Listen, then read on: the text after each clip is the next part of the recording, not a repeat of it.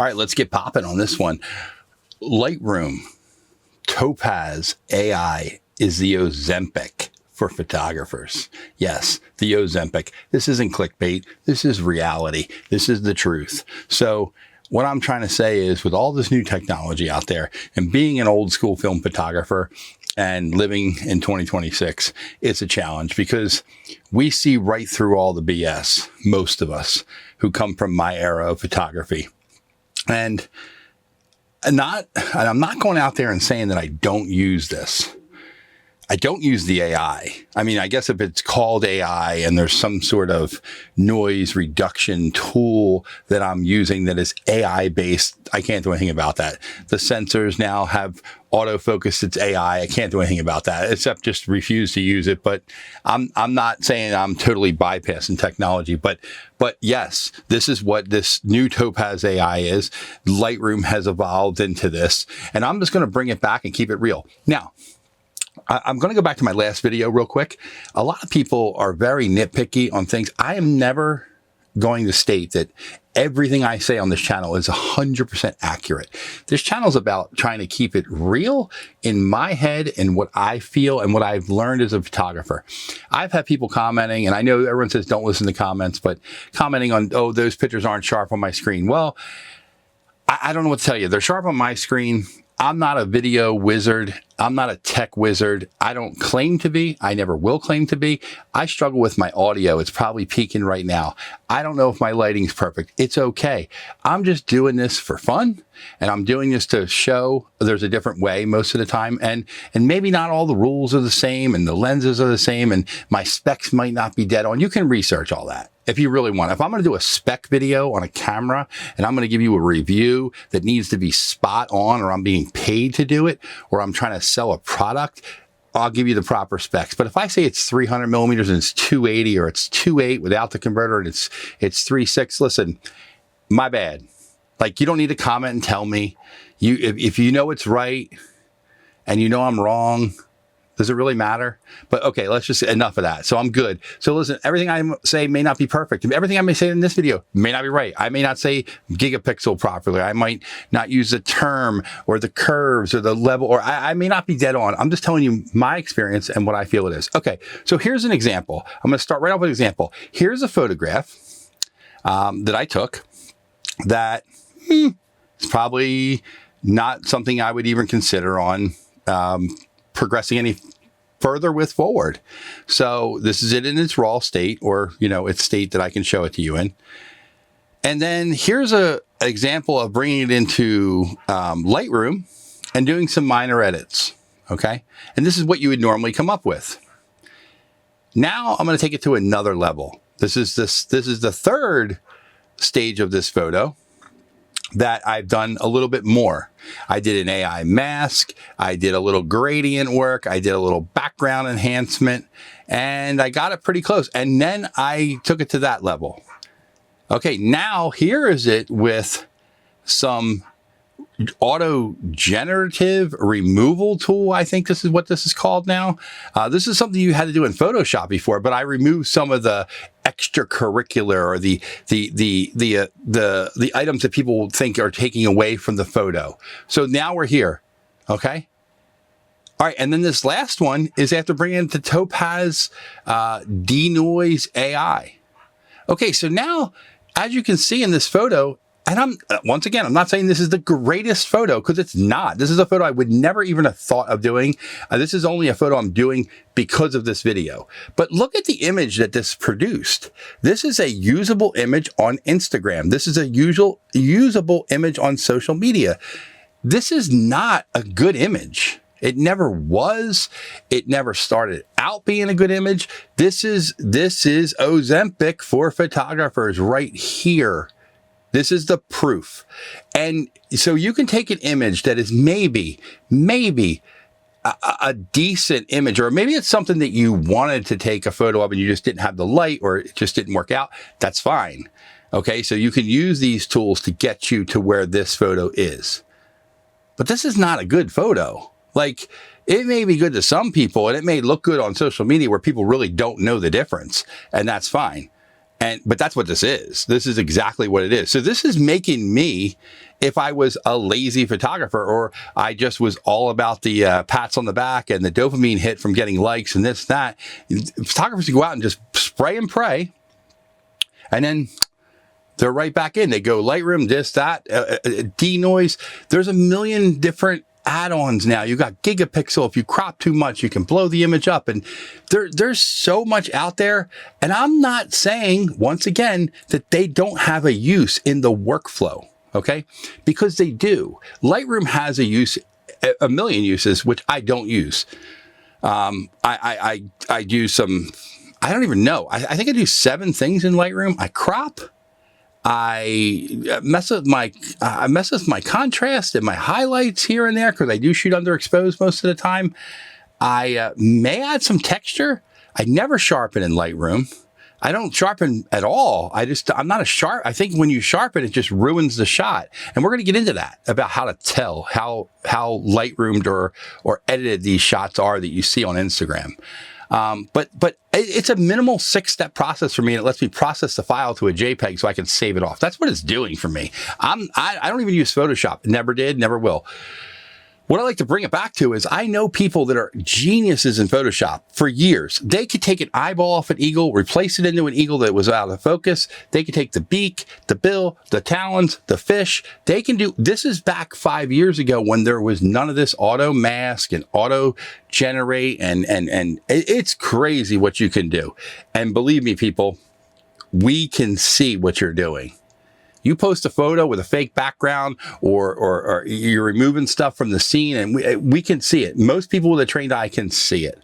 The halo around the bird, you don't really find clip between the feathers and your sky is a little bit lighter behind the feather that you didn't get in quite enough and you don't see it because you're doing it on your phone or you do it. So there's ways to tell and it's fine. And listen, I'm not saying it's a bad tool. I'm not saying auto masking is a bad tool. If you have a really dark background, you have a beautiful bird and you nailed exposure on the bird, but the background's a little dark, I get it.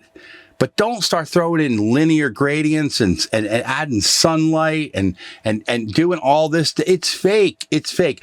If you're trying to sell that print, I guess you can do it, but it's not real. You know it's not real. And this is what I always go back to in my videos. I always say like analog and slow down, and then I film's not the answer. But like, remember when you used to use a filter? To get an ND, an ND filter to get that sky looking right on a landscape, or just maybe shooting with a circular polarizer, or throwing on an ND filter to take a photo instead of just doing everything in Lightroom when you get back. Now you just go out, fire away, go back and fix it in post. It's almost like let's roll with the joke a little bit more. I mean, Topaz, Gigapixel, all those commands in Lightroom now, they should be the day after pill, right? They should be plan B. Like that's plan B. You should be striving to get everything right in camera. Get the image 100% in camera so you are proud of that image and it's almost perfect. And if something's a little off, then go to those tools. And believe me, it'll pay off. If you only need to tweak a little bit of noise or a little bit of sharpness, or maybe you're dead on in the eye, but you want to sharpen up, maybe you were shooting wide open and you want to get a little more texture in the background or something else, that's fine. But don't just go in and just say, all right, you know what, this shot's horrible, but I'm going to make it good. There's people out there that can do that. And it's a skill. It's 100% a skill. There's Lightroom masters. There's Photoshop masters. There's people that have mastered all this. But that's one way to go. But this is what AI is doing to our photographs and photographers in this world. It's making everything questionable. When you see a post, you question it. I had somebody that I know who posted a picture of a barred owl, and then it's on Reddit. It blew up that they replaced the background in the photo, and they're trying to pass it off as they didn't do it because it's the same exact photo.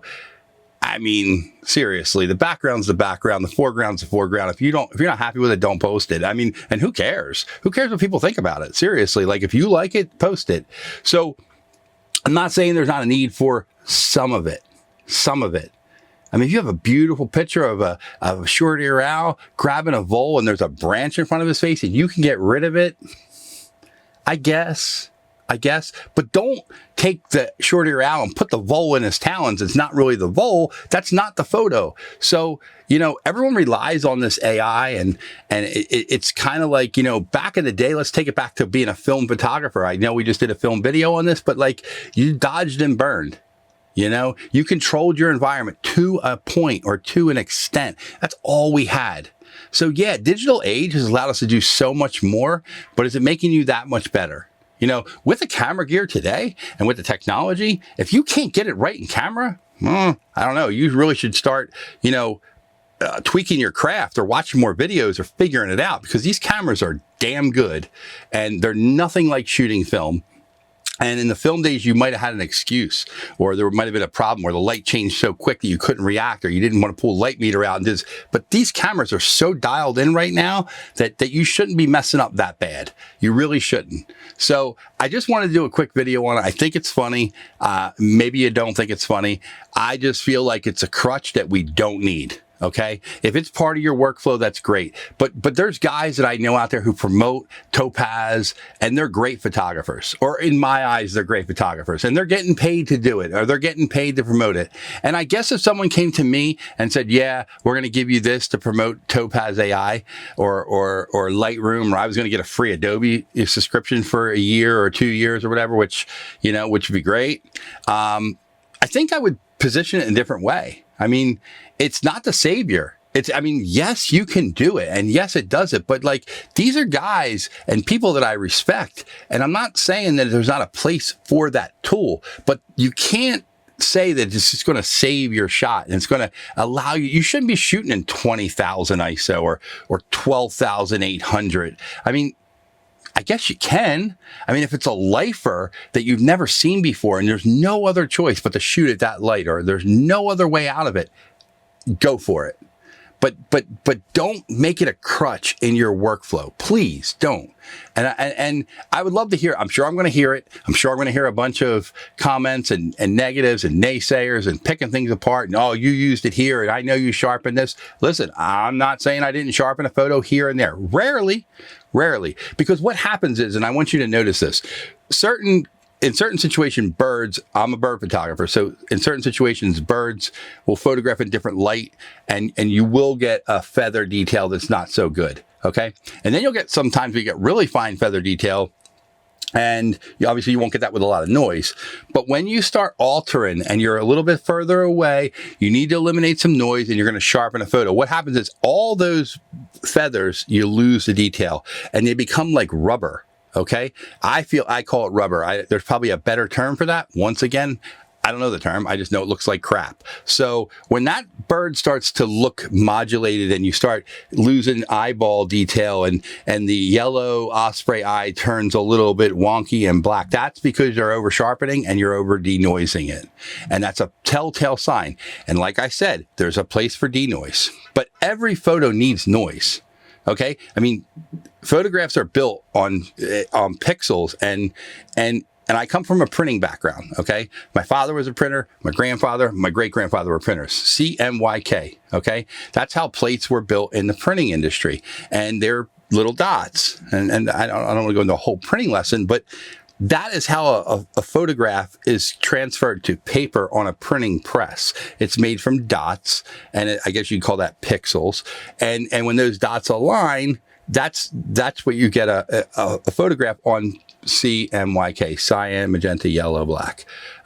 So that's how it works. So there's always noise.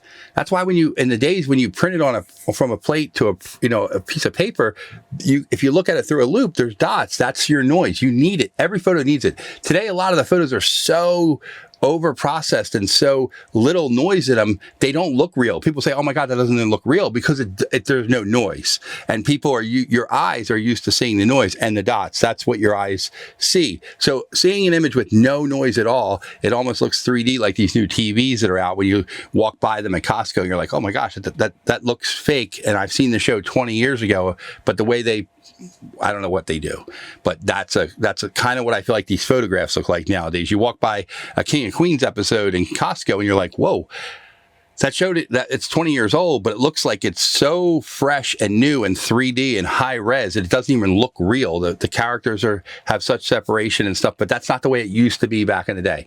So there's a time and a place for it. People like it, people don't. I'm not saying that, but this is a controversial subject and I can't wait to hear the comments. So thank you for tuning in. Please subscribe and view all my social medias at 168 Wildlife. I appreciate your time and see you on the next one.